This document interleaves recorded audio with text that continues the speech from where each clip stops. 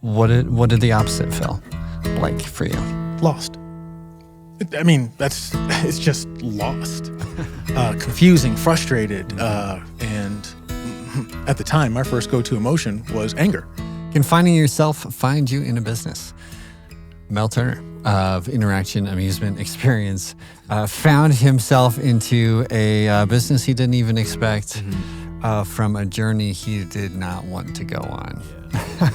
I am Toby Lyles, and my esteemed son, Maverick Lyles. This is the Voices on the Wind podcast. Yes. We have our newsletter, which is votw.substack.com. That's where we share our thoughts on the podcast, as well as cool stories and kind of draw larger points from what we're learning. So if you haven't checked that out, please do, and please subscribe. And this is Mel Turner at Interaction Amusement Experience.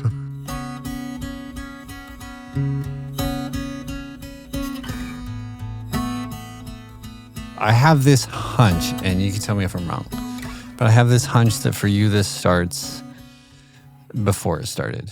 It's family. Okay. Raised in a family that every time we come together, we have fun together. We're playing cards in one room. We're playing tag in the backyard.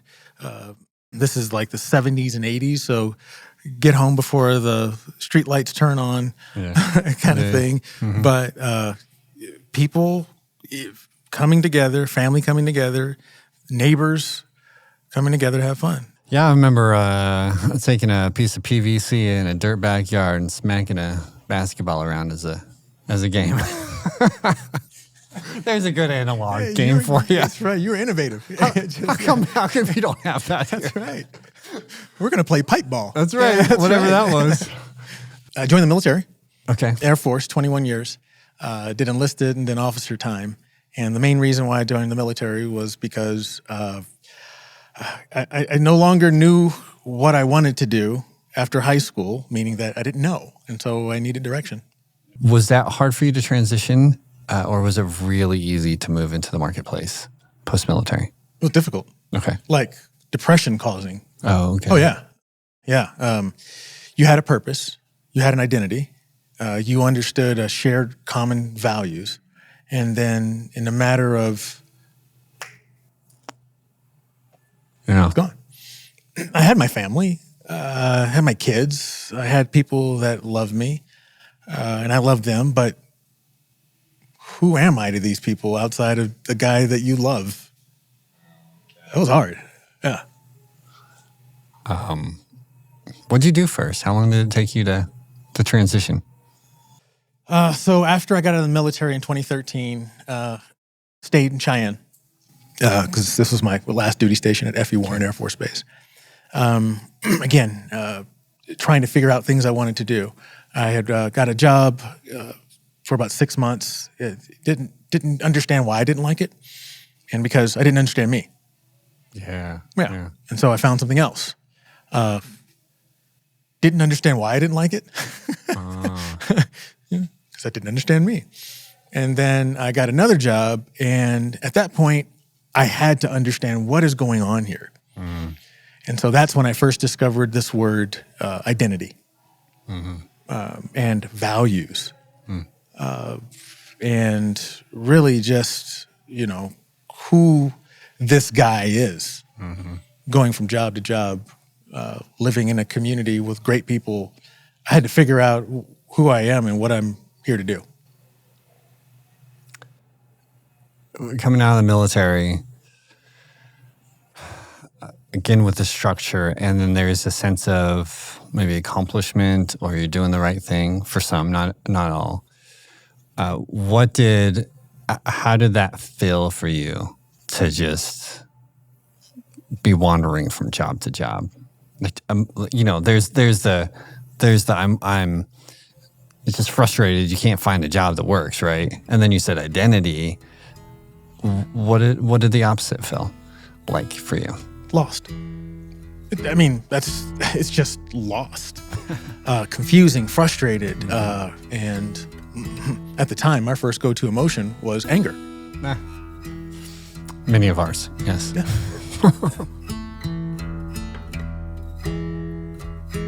Is there anything you can talk about that transition or that season of anger and...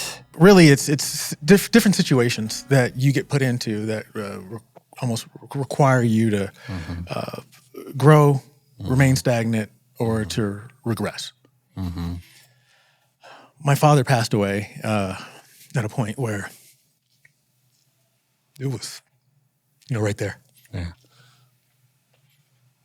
And I remember going back to California and attending his first sort of memorial services. And I remember just seeing all these people surround him and just like, oh, your dad's great. And I'm like, yeah, of course, he's my dad. Yeah, whatever. But no, it wasn't a matter of my dad that they appreciated. It was this human being that invested into these people's lives, mentored, coached, groomed them to where their lives were better. And he helped me do this, he helped me do that, he helped me do this. And we used to laugh years ago because we used to say, oh, Dad, you know everyone, you're like the mayor, which oddly enough, in a town called Citrus Heights, he became the mayor. Okay. Yeah.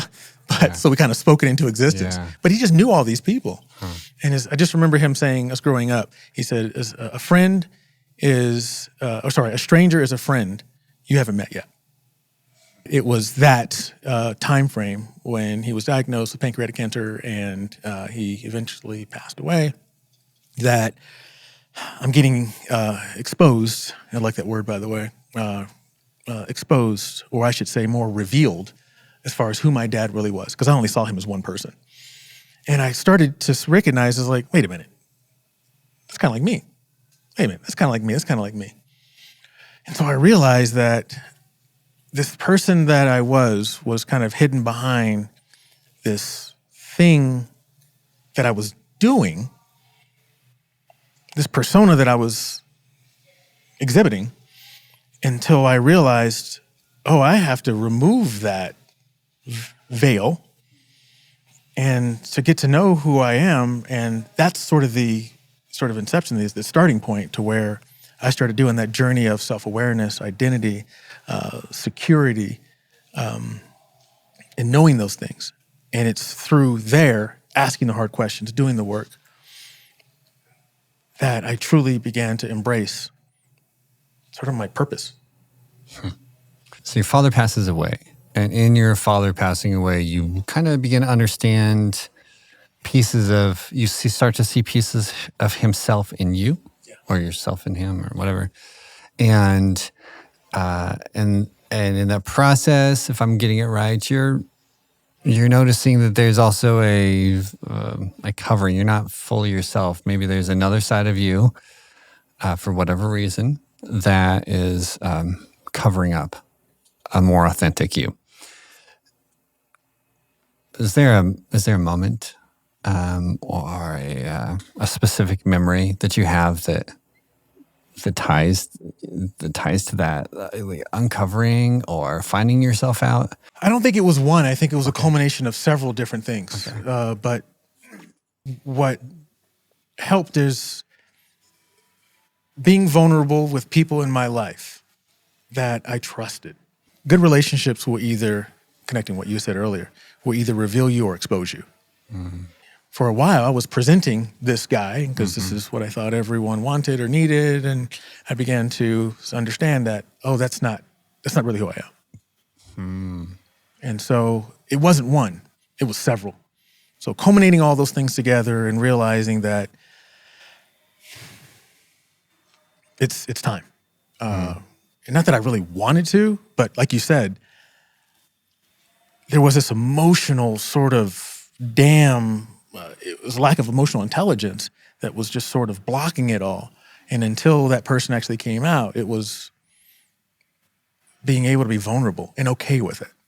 When did you start to begin feeling the rumors of, hey, maybe I don't want to do a job? Well, what was first? Was it, I might want to do a business? Or was it first, there's a problem and I need to fix it? Or something else? I like what you said, the latter part. I think that's really what it was. Okay. There's a problem or a void and it needs to be filled. Because I'm guessing, working a full-time job at this point? Okay. Yeah. Maybe a little more satisfied than the other 2 or 3 jobs? I love my other job. Okay. Which I'm still working at, by the way. But no, I love my other job. But to your point, it was just, I just felt this need. So a little bit of backstory. During COVID, my wife and I and 3 kids, I have a total of 4 kids, but my other son, his name is Trey. He's in the military, stationed at Minot. So he was at Minot at the time, and so we all went down to New Mexico and went to this place, a huge family amusement center, and we had so much fun. And I don't know if it was fun because, again, we were trapped in our homes and not allowed to do things and everything was closed. Yeah. Or if it was the fact that we were just able to have fun. But it made a connection for me. Again, not just for my childhood. It's like, I remember having fun with family. But it made a connection for me and a desire to say, man, wouldn't it be cool if Cheyenne had that? And all my kids and my wife were like, heck yeah. It'd be so fun. Yeah. Yeah. Uh-huh. And fear was saying, nope, don't do it. Don't do it. For about 2 years. So you went from, okay, so you went, listen, not everybody who goes through, a great amusement place says, I want to start that. And then so much that, fear comes up. It's great to like it. It's great to, enjoy it with your family, but a totally other level to say, and I'm thinking about taking steps. You're not an entrepreneur, right? You've never started a business. Military is like kind of the opposite of starting a business, kind of not, but why did that idea even come into your head? Was it so compelling? You're like, it needs to exist and I must do it? Or do you kind of have a little bit of a spark in you that starts stuff? Why? Why didn't you just let it go? So when the idea kind of, the desire, we can't even say the idea, Okay. kind of came in, I'm a person of faith. Okay. And prayed about it. And was like, and waited and again, talked to the wife about it. And it came to a point to where I had an opportunity to either get another job and move out of Cheyenne or stay here. And so my wife and I, she asked a hard question. Are you running away from something? Or, why do you want this job? And again, my freaking wife, love her to death. She asked the hard questions. Oh my gosh, she asked the hard questions. I took that, prayed about it, and I'm like, I don't really want to leave. I just wish there were things that I could provide and commit to and be a part of to support people that I care about in Cheyenne. So you start to pray about this idea that just won't go away, if I'm hearing. 1,000 ideas every day, this one sticks. You're like, I should start this, but you're afraid of it. Talk about the fear. Fear is real. No, it's not. It's just... it's true. Yeah. Just but it felt emotionally impacting and debilitating. What were you afraid of? Failure. Why? Well, that's just one. Failure, not being accepted, so AKA rejected, losing everything. Because financially, it can take you out, right? Oh, it will. There's no question for that. It will take me out. But no, it was again faith, and so again prayed about it and said, okay, well, if these things happen, then we're going to go ahead and do it. Toby, you're right. I'm not an entrepreneur. I never started a business. I keep hearing people say, the only way you're going to know is to do it. And there's not a playbook that you can open up to say, okay, step 1, family entertainment center, how to open it. And we're doing this thing that is like, whoa, everyone else is doing something else. Yes. And yet the people who have come to visit us and the customer service that we do focused on, we're facilitators of fun. We call them play pros, play professionals. Mm-hmm. That's what our staff is called. And it is, no, we're gonna show you how to have a good time. by playing together. And as people leave here, they're like, oh my gosh, that was so fun. Or some parents will say, oh my gosh, my kid has fallen asleep on the way home. But everybody is going to want to know. You're just one man and your wife and your family and Sean or whoever. You've got people around you. But before then, you were just an individual. And somehow you spent the money to get games. There is a vision. There's a large vision that you have. You made it happen. With money, with gaining team members, with gaining mentors like we just talked about. What were the hardest parts of those, and how did you accomplish that? I don't think I made it happen. I think I got together some good people who understood the vision, and they helped us get to this point. So somebody's sitting there in their basement today. They're going, I've got this great idea. Maybe a little confrontational to culture, but it's a fantastic idea. It needs to be there. And instead of going and getting funding, you went and got people. First step. Is that what I'm hearing? Yeah, first step. First step was to get people who I could share the vision with, to have them understand the vision. They get behind the vision and want to participate in the vision. Were those people already in your network, or did you have to go find some folks? I had to find them. How did you find them? Sean was sort of like my third member, fourth, fifth member on the team. That's after my wife, my 4 kids, and my mentor. Well, that's kind of where we start, right? So it really is a big question. How do you reach out? And so that was the first step. And Sean and I had met at LCCC's. It was a job fair. Okay. And so we were at the time looking for a manager because, again, I have a full-time job. And I needed somebody who understood the vision and can carry the vision from concept to fruition. Now, so nothing started yet. No. But you booked a table at a job fair? Mm-hmm. So for the audience, nothing exists yet. Nope. Except maybe a business name, business license. Okay. You have like $100 license with the state, and that's where you're at. And you set up, and a logo, and you set up at a job fair because you want an employee because you can't find them at your church or in your community. Okay. And you found Sean. Gotcha. Right. Okay. Well, I mean, it's you know what it's going to be, and you know what you're going to need. And you obviously can't wait till the doors open to get the people that you need to fill it in. All those things have to kind of come together based off, again, that plan. So I can't wait to the last minute to hire a manager. I need that manager to, number one, understand me. I can understand them. There's a relationship that has to be created. Okay. And so that takes time. Yeah. But you don't have a business, so you're not making money. Nope. How can you hire somebody without money? Well, they weren't brought on until the doors, or until about a month or so before the doors opened. Yeah. But it was finding that person who understood, and then going through several different meetings, going through background checks, doing all the things that we needed to do.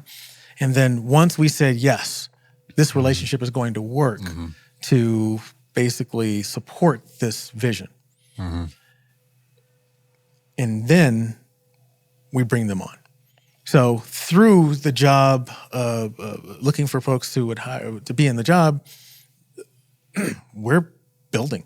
Gotcha. Construction's being done. Gotcha. Yeah, capital's being requested. Loans are being procured. Grants are being requested. Yeah. Okay. So assuming Rick, your business mentor, is helping you with this, saying you're going to need money, here's where you go reach out for money. Can you just quickly hit on that for somebody who's looking? Where did you start to kind of hunt down some cash? So SBA loans, Small Business Administration, they were our first step. Yeah. My other job, as I told you, works for a federal government agency. And so through relationships as a veteran that I had with one of the other guys who work for the SBA here in Wyoming, I asked him questions. We talked to banks in town. We had talked to other businesses. Did you have a business plan put together before you talked to banks? Yeah. Right. Again, kind of going back to writing your vision down. Yeah. That's the first step. Finding people that will guide you and give you advice on either this is what I did or this is what you need to do. Or here's my suggestion, you reach out to this person. And part of that fear, though, is I think why most people don't want to get into that is, number one, I don't know who to ask. Number two, if I do ask, am I going to get rejected? Yeah. Yeah, the rejection part. Because somebody could say no to you. Either no to mentoring you or now that you've got a mentor, but then you still have to put yourself on the line over and over to ask for money, to ask for an employee, to ask for, Okay. Yep. Did all that work you did before, did that help in that rejection process, or was it still just as brutal? It hurt less. I mean, to be honest with you, it was still difficult. I mean, that's something that I learned about myself again through my process of becoming self-aware and knowing who I am was rejection was a real thing for me, like huge. Growing up, compromising the things that I wanted, who I was, or what I thought I needed in order to feel like I belonged. And so I had to go against that and to say, okay, this person is probably going to say no. But then again, I had to remember, going back to faith, that if God is on my side, who can be against me? And that is something I kept continually doing. And then again, just having to repeat scripture and faith constantly going over in my head. If God is with me, who can be against me? I can do all things through Christ who strengthens me. And so it's those things that have been the foundation of the fuel of me saying, he's probably going to say no, but I'm going to ask anyway. And will you help me? Yeah. Yes? Oh, great. Yeah. There have been more yeses. I will talk with you. I will meet with you. I will help you than no's. Now that you're built, you've gone through a couple pivots. You're learning from the city of what they need, which is totally normal. What have been some of your favorite memories from either the business building experience or just what you see here in the store? Probably meeting my manager. I tell him this often, but Sean, forgive me for sharing our little dirty secret. We can cut it if you don't want it. Sorry. I met him at LCCC, and as we were talking, I instantly knew that there was something about him that I just not only admired, but I enjoyed. And so if this business didn't happen, I wouldn't get to know him, who he is. And through him, his wife, amazing. And she has sort of joined the team as we do team building here. We haven't done one quite yet, but as we're looking at doing team building, she has also seen the vision as like, oh yeah, absolutely. The construction folks, Schaefer's, I have met wonderful people over there that will be friends. And I'm not just talking about acquaintances. I'm talking about, hey, Mel, I need you. Yeah. I'm out. I got to go. Yeah. I know we're in an interview, but I got to go because this is the type real of friends. Yeah, I mean, these are like real good people. And then forward to that relationship that I've created through the business community. I would never have met these people before. Really good people. And I think one of the best things, my most favorite things, is to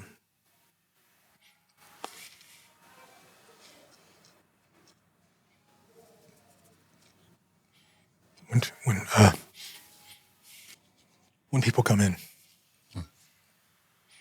growing up and creating that community in my family, and seeing people come together and play, strangers aren't strangers after they play together, and seeing people come in and do that.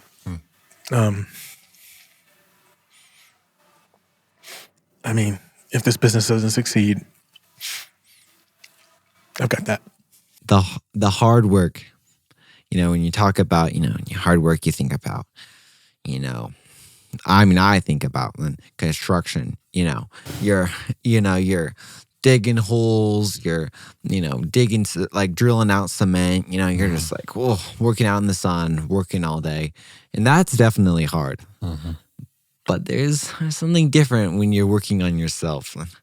Then, you can't really take a shovel to that. Like I mean, I've done a little bit of it myself, when you find out that there's something that I can't see that is causing me to act like I don't want to, but but what am I? What am I, and how do I even begin to find out what is wrong? And what is wrong, or you find out that you become very aware of your faults and your weaknesses. But it's it's the only way to find passion, find who you are. And it's really cool to hear a story. Obviously, the business, such a fun business. I think we need more of that. Event places, but fun. I mean, in the mall, especially the malls. That's where we need it, at least here locally in Cheyenne. But just in general, I think we need more places across, just in general around the world. So I thought how his company of fun came from his finding what was fun for him, and that it kind of came from that. Like he was like, oh, now I know what that is, but he couldn't find that before because he didn't even know what fun was, Yeah, it's quite the story of going inside, and that ends up turning him into a business. Just thinking about it, there's I kind of I feel for you, Mel. Like he's getting a little older. Not that I'm that old, but there's the midlife crisis or these seasons in life where everything changes, and then you have to change everything and you start something new. And part of the question with that is like, it's never secure. It's not like, for some it seems it is, but I'm guessing for Mel, I don't know. But for myself, many times it doesn't feel, I'm not super confident that that's the right next move. Like you don't know that that's the next thing. And even as a younger person, is this the right next move for me? But you just have to start stepping and moving. And even if it's not the right move, moving is the goal. And I really appreciate how he's moving. And even as he started the business, he's continuing to pivot and continuing to learn. So it's almost like walking, I don't know, fragile. Walking fragile. We're just not sure exactly what's next, or walking blind. And not even knowing if it's the right next move. If there's a cliff on the other side, or it's okay. Yeah. And he's moving. So good job, Mel. I appreciate what you're doing in this town, and appreciate all you all listening. Thank you for taking the time. Yeah. Till then, my friends, happy sailing.